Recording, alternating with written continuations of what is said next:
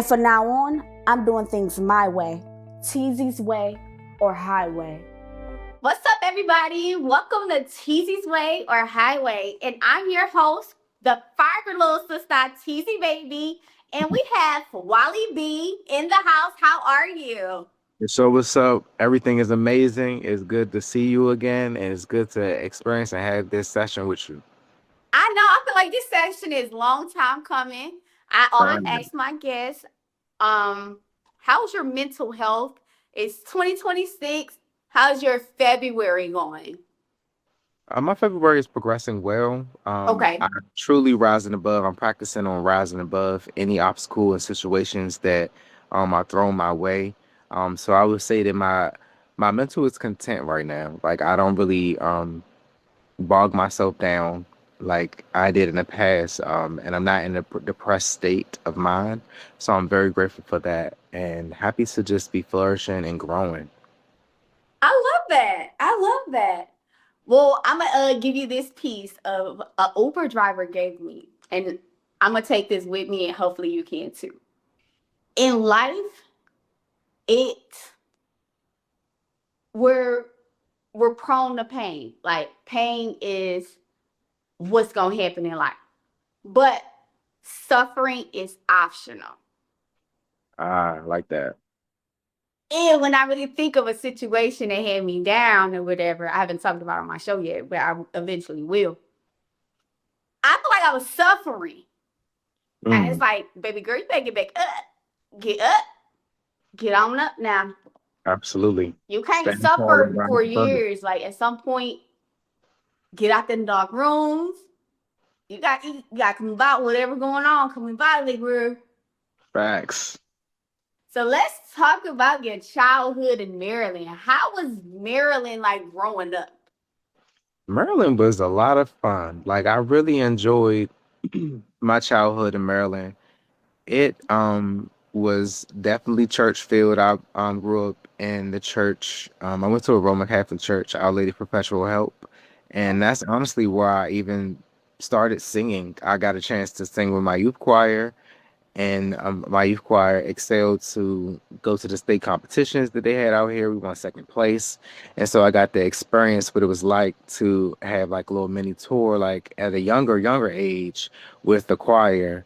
And it's very musical here. Like a lot of people are into the arts, and as a child, that was one thing that my parents allowed was for me to be expressive in the arts. And when my sister heard I can sing when I was like 3 or 4 or something like that. She was like, "Oh, like, Mom, look, he can sing." And then ever since then, they kind of like pushed me into that direction of being more musical. And I come from a musical family too, as well. I love that. I love that. So when did you first fall in love with music? I remember being 5 years old and I was watching Michael Jackson. What? Everybody got that story. It's like, No, seriously, like I don't know what it was. It was like he sparked a flame in me to want to pursue music and arts and just love like what you were doing. And then the words that he said in his music were very impactful and relevant to what was going on. He just wasn't talking about one sole thing. He jumped into different genres. Like, and for me to be so young and see that happen, I'm just like, oh, I think I really want to do this. Like, I want to be a part of this experience of what they call the music industry. And now I grew up and see it was a little different than what I thought as a child, but it's still something that I embrace altogether. because that's because you was looking at it in a pure eye, pure face Yeah. value. And then when you got older, it's like, oh, it's more deeper than what I thought back then. Yes. It's a little more deep. Yes. So, okay, so at the age of 5, did you do like talent shows or anything growing up? Yeah. So my school had talent shows. I went to Our Lady Perpetual Hope elementary and middle. They did talent shows often, and I will always be the one to go up there and do it. And I remember just singing different songs on stage, and people were like, "Oh, he can actually sing!" Like, and at that time. I wanted to be a star, but I didn't know. I didn't have that much confidence in myself. Like I wanted to stay blended into the choir. Got So you.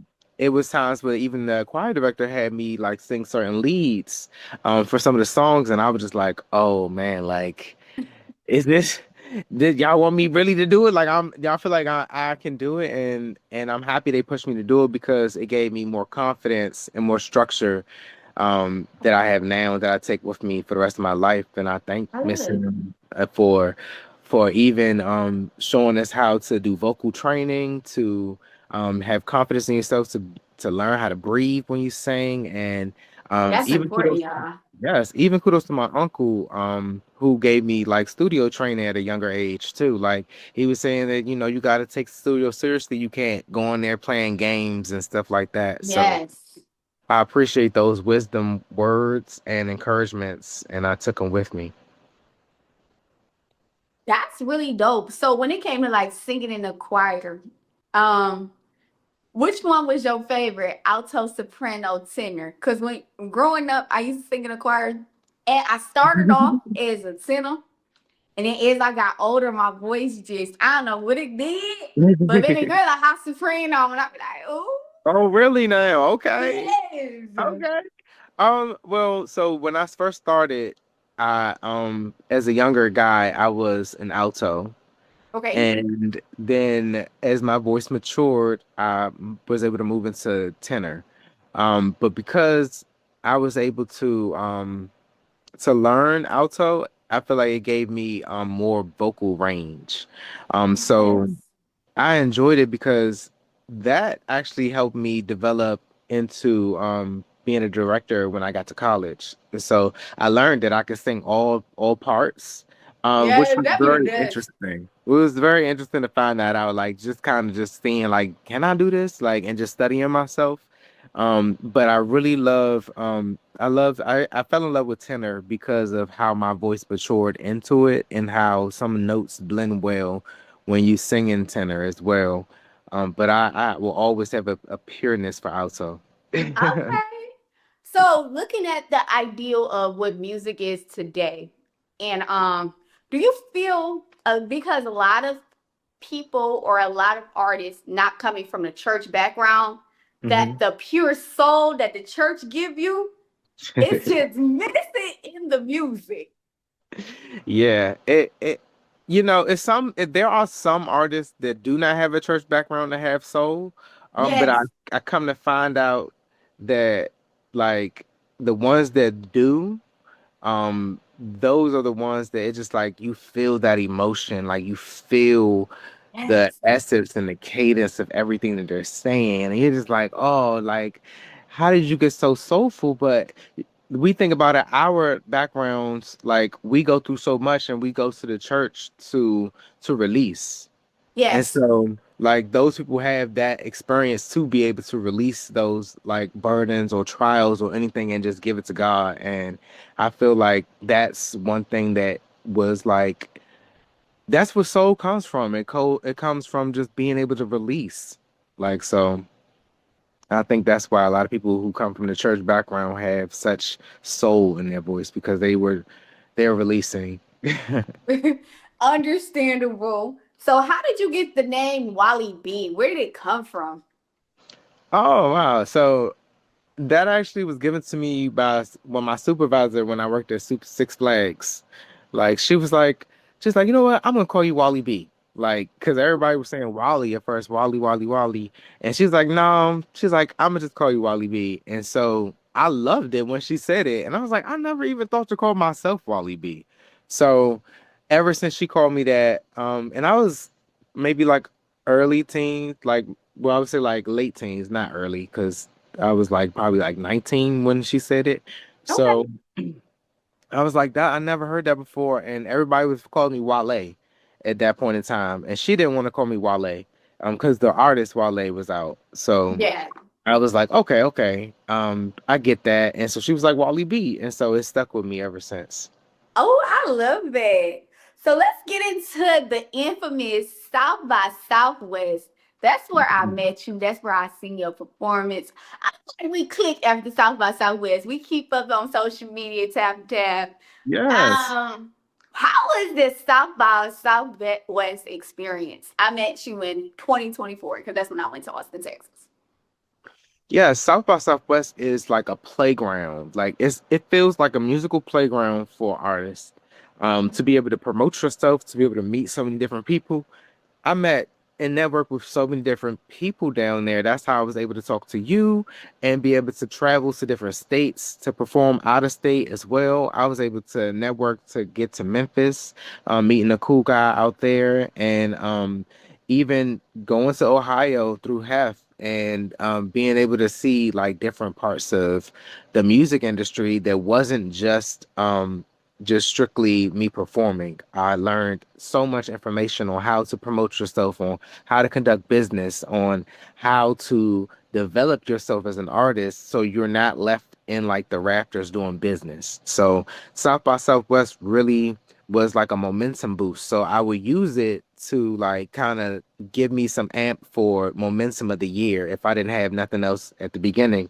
I was like, well, South by Southwest, no, it would kickstart, and I know I'll meet so many different people, and just it's a cesspool of just like amazing, talented artists. I love that. I love that wholeheartedly. So let's speak on your record, Don't Touch My Hair. How did Okay. that record come about? Hey, do people really be up coming up to you touching your hair and do you like it? No, no. Oh my gosh, that's so disrespectful to me. I personally do not like don't touch. I don't like when people touch my hair. So don't touch my hair. Unless you have permission or like you're the person who does my hair, like please don't touch my hair. It came from just me in my lock journey and actually growing my locks, I had a lot of people like curious about my hair texture because it was different. And when I lived in Indiana, they weren't used to like two strand twist. So like when you undo them after a while, they'll be like kind of wavy, kinky. And so they were just trying to touch my hair, trying to ask me how did you get your hair like this? And it's a cultural thing too because I've had people outside the culture be more curious than the people who are our culture. So Yeah. it it's very touchy because I realized that when it comes down to our hair, it has so much strength, power, and identity. And me and my science background learning that these are our antennas, our receptors to the universe. And if somebody touches it, they can damage or even like put their essence and DNA and stuff on it. And then now you're picking up their frequencies. And when I learned these things, I was like, oh no, like I can't have any and everybody just touching me or my hair. So please don't touch my hair. That's how it Okay, started. that is all. Listen, don't touch Wally-B hair, y'all. If y'all No. see him out, use your words. Use your words, guys. Yeah. But no, And I I don't promise think y'all it's real. It is all real. they better be able to tell it's real by the Right. root now. Right. So, what's your favorite thing you need in the studio every time you record? It could be your favorite snack. It can be like drink if you drink, you smoke. What is it? Peace of mind. Okay. Peace of mind. And if I don't have peace of mind, I won't be able to record. Okay. Yeah, like I don't need like a substance or anything like that. Especially me being a singer. I like to be very sober, even though I do enjoy marijuana. But like Hmm. when I'm sober is when I create my music because I don't want my voice to sound different, or I don't want me to think that I sound good, but I'm really not sounding good. So That I makes really am a sense. stickler with that. So I don't even like to smoke or even drink before I perform. I like to do that afterwards because I want to have a clear peace of mind to when I'm performing or when I'm recording in the studio. That's actually smart. That's actually very smart. Like it's very clear. It ain't cloudy. Like I Yeah. love it. I Thank you, genuinely. thank you. So tell us about the record. Ooh, she nasty. Oh, so Ushi Nasty came about when I was thinking about like kind of doing like a crossover mix of hip hop to get more of a club sound. Like Hmm. some people in the club atmosphere would enjoy it or and that's nightlife and also like just regular club. So it's very smooth, it's very methodical and just like it gets you like it make you feel sensual and want to dance a little bit. So I wanted that track to be able to promote it that way. in order to say, hey, I do have something that I can give to the DJs to be able to spin and play that's not just so rockish because I am like a soul artist, they have put me in a category where it's hard to sometimes pitch a song to a DJ to play because unless they're in that genre, then they probably won't play it. Yeah. They like to play hip hop and R&B a lot or some type of pop. So Ushi Nasty basically was that opening for me to say, hey, check this out. Do you like this? You like it? It's smooth? Cool. You can play it. Thank you. So that's why I created that. And my Oh, well, cousin's that's in it dope. too. So big shout out to my cousin for spitting the verse on there. So shout out John Wall. All right, shout out to him.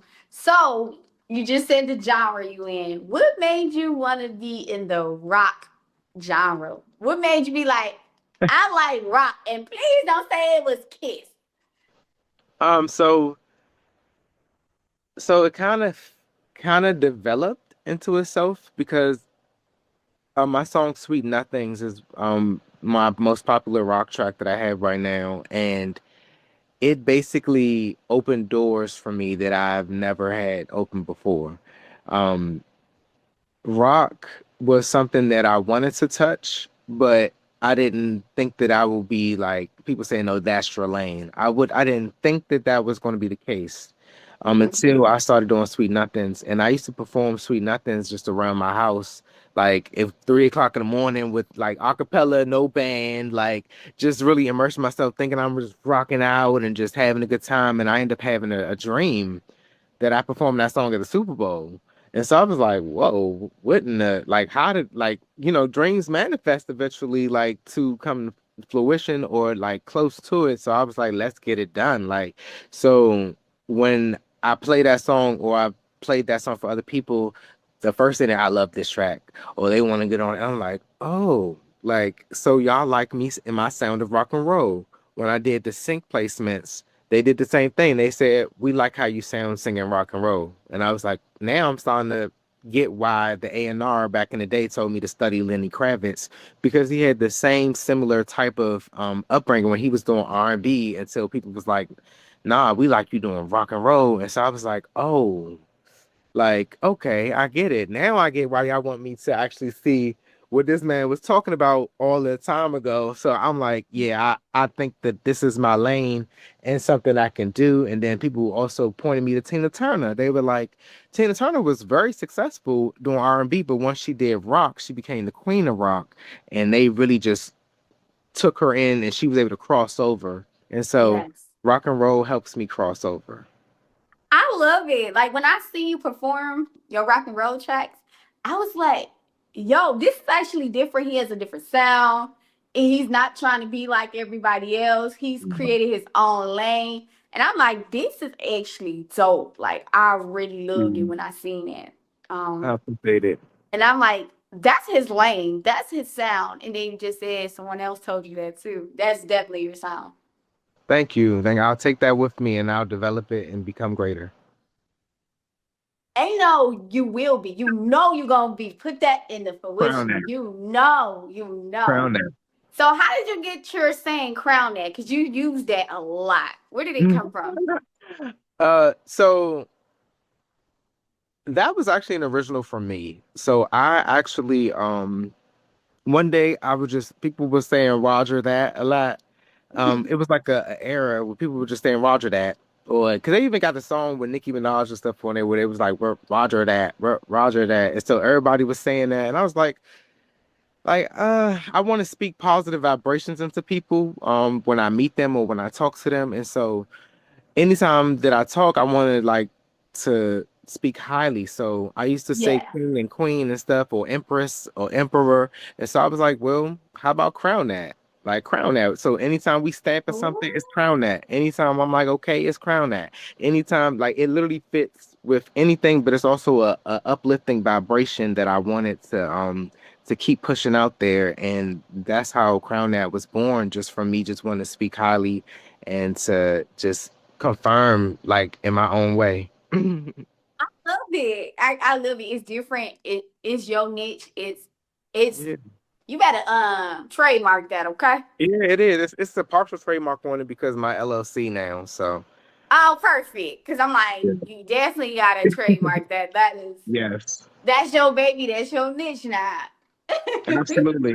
They can't take that from me. Period. That's what you made. Okay. So you came to Cleveland. You came to Cleveland. You came to perform in Yeah. Cleveland. I seen you in Cleveland. I actually was hosting, which was so crazy. Yeah. Um, how was that experience that coming to Cleveland, Ohio? Cleveland is so amazing. It was a breath of fresh air.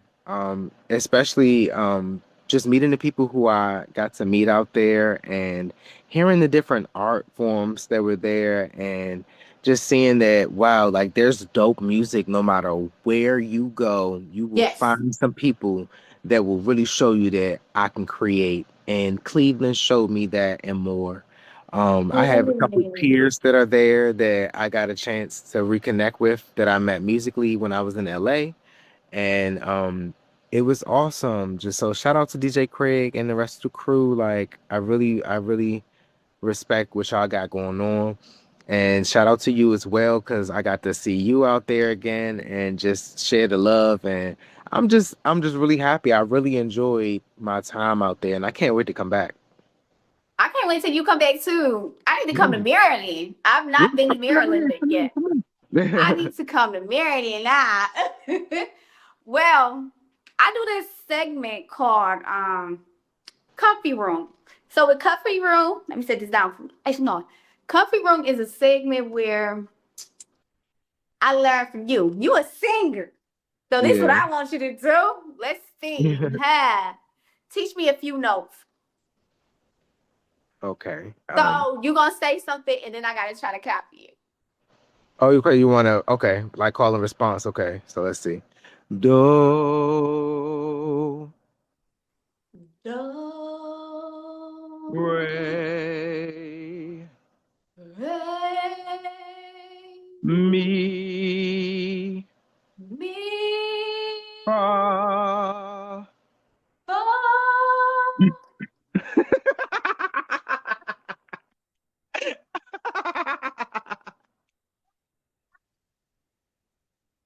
I'm not playing with you. Yeah. Oh my goodness. I cannot believe I just did that. It's, So it's I just like started a sound of taking music. Do, re, mi, fa, sol, la, ti, do. so one thing I started doing in 2025, I started taking vocal lessons because at Okay. some point, I'm gonna say it right now. I low key want to make an R&B EP. Yeah, do I, it. Why not? I don't know if I want to be my real name because my mama spelled it so different, or do I want to keep teasing? Okay. Oh, well, what is your real name? It's Tiana, but the way my mom spelled it, Tian apostrophe capital A, that can be Tiana. Okay. So Huh. I gotta I actually. feel like Tiana is professional. Teasy in the music, people would think you a rapper. Like I Teasy baby sound like a rapper. Like that sound like you about to spit some bars. Like you about to really give me the 1-2. The rap I need poor dog. I gotta be up here talking about it's your girl Tezzie and I and play. I could not be a rapper in a damn time. I would love to use if I use Tiana, I would use Tiane because it's a Tiana Taker already. Okay. So I would just put the extra feng shui on it, you know. Okay, I like that. I think I will go with Tiana. I will go with Tiana. Tiana. Even if I'm you wanted to not. say, Okay, I even if you think want to about say it. Tiana, that's fine too. But Tiana, I like that. I feel like that would that's like a And it's stand. I spelled can see different. that in lights like Tiana.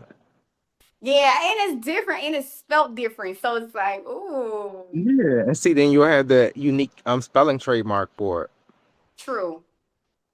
You know what? I'm gonna keep that in mind here. Yeah. So, Proud you of know, you. I call my fans, my babies, I call them the siblings. Mhm. So give them a piece of advice when it comes to be a part of the rock genre and they want to like instead of being R&B or hip hop, they want to try something new. Which some lanes they can go at it? Okay. I would say definitely learn your sound. If you're gonna go into rock, rock is a little bit more grungy, just a little bit. I when I first was really getting into it, I had a little bit of a hard time like crafting my sound to it. I Mhm. would definitely say that for those who are interested in doing rock and roll, have fun with it. Like that's my best advice. Have fun. Once you know your sound, you'll know how to play and maneuver and manipulate your sound to the rock sound. But it all comes with you knowing your sound first. So it's important to learn your voice and then learn how you decide to play and manipulate your voice with the rock sound. Okay. And do you play any instruments? So I can play the piano a little bit, but it's not like I'm not but I had to learn like the keys. And I used to play the clarinet. Oh my goodness. Your Yeah. girl want to learn the saxophone so bad. Oh Like, yeah, definitely go for it. I love a sax. Like, anytime I hear music and it got a saxophone in it, I'm in love, y'all. I'm in love with a saxophone. So the last thing I'm gonna ask you to do is give a shout out to my babies, the siblings. I love make sure everybody give a shout out to them. And Yeah. you can say whatever you want in your shout out, but it's up to you. You got the floor.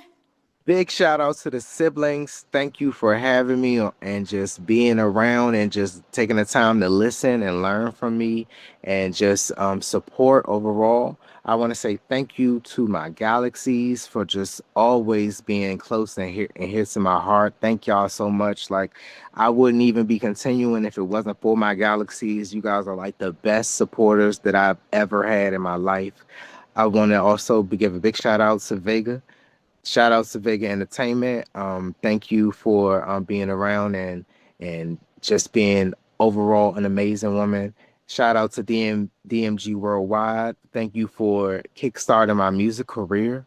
If it wasn't for you, Mr. G, I would not be doing this or even seeing Tezzie Baby right now that had this interview.